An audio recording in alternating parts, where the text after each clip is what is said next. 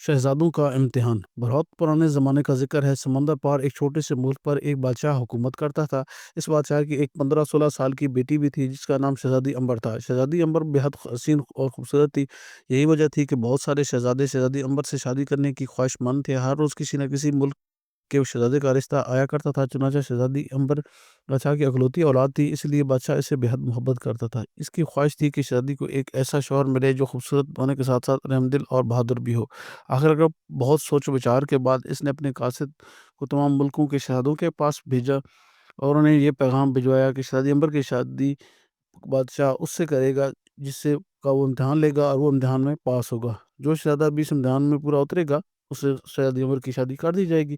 इस पैगाम को पाते ही बहुत सारे शहज़ादे शहज़ादी अंबर के मुल्क जाने की तैयारी करने लगे। इनमें से हर एक शहज़ादे की को यही उम्मीद थी कि बादशाह के इम्तिहान में ज़रूर कामयाब हो जाएगा। तमाम शहज़ादे अपने-अपने मुल्कों से निकल कर बंदरगाह पर जमा हो गए। वहाँ पर बादशाह का खूबसूरत जहाज़ खड़ा था। ये जहाज़ इसी मकसद के लिए था कि जो शहज़ादा शहज़ादी अंबर से शादी के लिए ख्वाहिशमंद हो, इसमें बैठकर बादशाह के पास पहुँच जाए। जब शहज़ादे जहाज़ में सवार हो गए तो जहाज़ के बारदान खोल दिए गए और जहाज़ तेज़ी से अपनी मंज़िल की तरफ बढ़ने लगा। शहज़ादे जहाज़ पर इधर-उधर घूमते हुए बातें करने लगे। वो सब बेहद खूबसूरत और ज़हीन नज़र आते थे। बातों के दौरान ज़ोर-ज़ोर से कहके भी लगा रहे थे। उनके चेहरों से पता चलता था कि वो बेहद मसरूर हैं। इन्हीं शहज़ादों में मुल्क खुरासान का शहज़ादा बाबर भी था। वो इन शहज़ादों से अलग-थलग अरशे पर बैठा हुआ समंदर की ऊँची-नीची लहरों को देखते हुए कुछ सोच रहा था। दूसरे शहज़ादे इसकी तरफ देखते हुए ज़ेर लब मुस्कुरा रहे थे। इनकी आँखों में शहज़ादे बाबर के लिए हक़ारत थी। वो उसे मग़रूर और बदमिज़ाज समझ रहे थे क्योंकि वो इनके साथ घुल-मिल कर बैठने के बजाय अहमकों की तरह मुँह लटका कर एक तरफ बैठ गया था। इस पर एक शहज़ादे ने दूसरे शहज़ादे से धीमे लहजे में कहा, "अगर शहज़ादी अंबर की इस अहमक से शादी हो गई तो मैं अपना नाम बदल दूँगा। देखो तुम कैसे बुत की तरह बैठा है।" हालाँकि ये बात आहिस्तगी से की गई थी मगर शहज़ादे बाबर ने इससे सुन लिया और धीरे से मुस्कुरा दिया। लगातार 3 दिन की तवील सफ़र के बाद जहाज़ अंबर शहज़ादी के मुल्क में पहुँच गया। तमाम शहज़ादे जहाज़ से उतरे और एक दूसरे के साथ हंसी मजाक करते हुए शाही महल की तरफ चल दिए। शहज़ादा बाबर इनके पीछे सर झुका चल रहा था। अभी वो थोड़ी दूर ही गए थे कि इन्हें एक अमरूदों का बाग नजर आया। वहाँ पर एक बहुत ही बूढ़ा शख्स बैठा हुआ था। इसने आवाज़ देकर शहजादों को अपनी तरफ मुतवज्जह किया। शहजादे इसके पास गए। बूढ़े ने अपनी दर्द से ही कमज़ोर सी आवाज़ में कहा, ए नौजवानों, मैं एक बूढ़ा शख्स हूँ, क्या मेहरबानी करके तुम मेरा एक काम करोगे? बड़े मियाँ, ये तुम्हारी खुशकिस्मती है कि तुम मेरे मुल्क में ना हुई। एक शहजादे ने आगे बढ़कर कहा, अगर ऐसी बात तुम मेरे मुल्क में मेरे साथ करते तो मैं तुम्हारी ज़बान बुद्धि से खिंचवा देता। तुम शहजादों से अपने काम करवाना चाहते हो? क्या ये तुम्हारे नौकर हैं? बूढ़े ने गड़गड़ा कर कहा, मैं बहुत गरीब आदमी हूँ, मेरे छोटे छोटे बच्चे हैं, अपना बाग से अमरूद तोड़कर मैं अपना और अपने बच्चों का पेट पालता हूँ, मगर तुम मेरी हालत देख रहे हो। मैं अमरूदों के दरख्तों पर चढ़कर अमरूद तोड़ने की से कासिर हूँ। शहजादे भी इंसान हुआ करते हैं और इंसान ही इंसान के काम आता है। क्या तुम में से कोई भी ऐसा नहीं जो मेरी मदद करे? अपनी ज़ुबान बंद करो। एक शहजादे ने आगे बढ़कर कहा, ये बूढ़ा तो सर पर ही चढ़ा जा रहा है। ये कहकर उस नौजवान ने बूढ़े को एक ऐसा धक्का दिया कि वो दूर ज़मीन पर जा गिरा।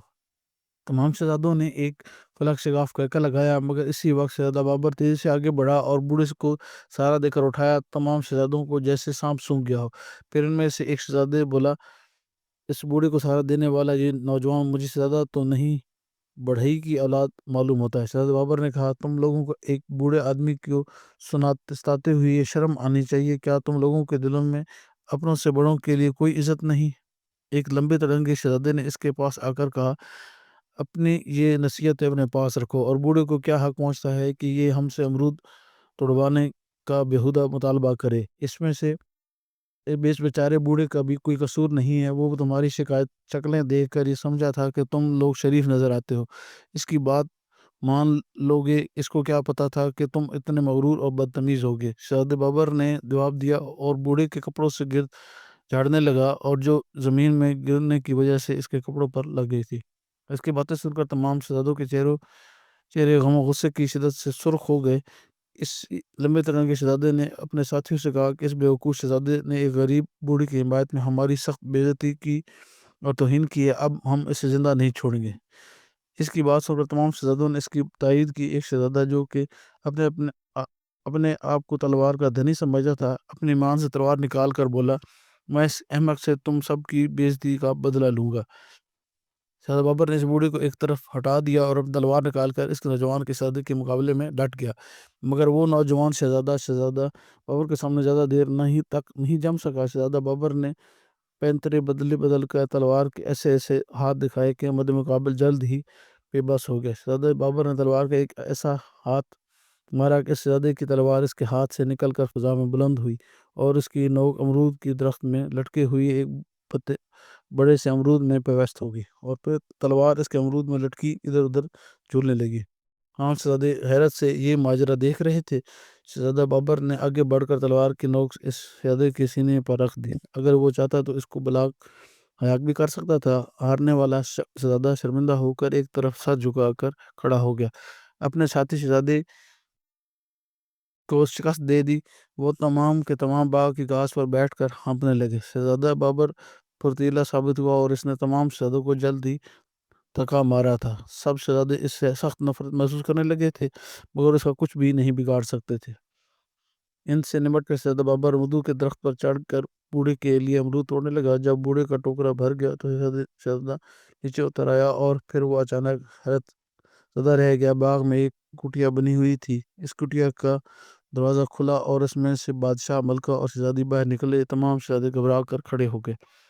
بادشاہ نے بابر کا شانہ پاتے ہوئے کہا، شہزادے ہم تم سے بہت خوش ہیں، تم اب یہ بات اچھی طرح سمجھ گئے ہوگے۔ ہم نے یہ سب چکر تم لوگوں کا امتحان لینے کے لیے چلایا تھا۔ ہمیں اپنی شادی کے لیے ایک رحم دل اور بہادر شوہر کی تلاش تھی۔ خدا کا شکر ہے کہ تم ہمارے معیار پر پورے اترے۔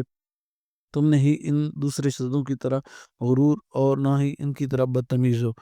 ہم اس کٹیا میں بیٹھے سارا تماشا دیکھ رہے تھے۔ تم نے جس دلیری اور جذبہ مندی سے تمام نکمے شہزادوں کا مقابلہ کیا، اس نے ہمیں بہت متاثر کیا۔ تمام شہزادوں نے شرمندہ ہو کر گردن جھکا لی۔ بادشاہ شہزادہ بابر کو اپنے ساتھ محل میں لے گیا۔ تمام شہزادے اپنے کیبر شرمسار تھے، اس لیے وہ واپس اپنے اپنے ملکوں کو چلے گئے۔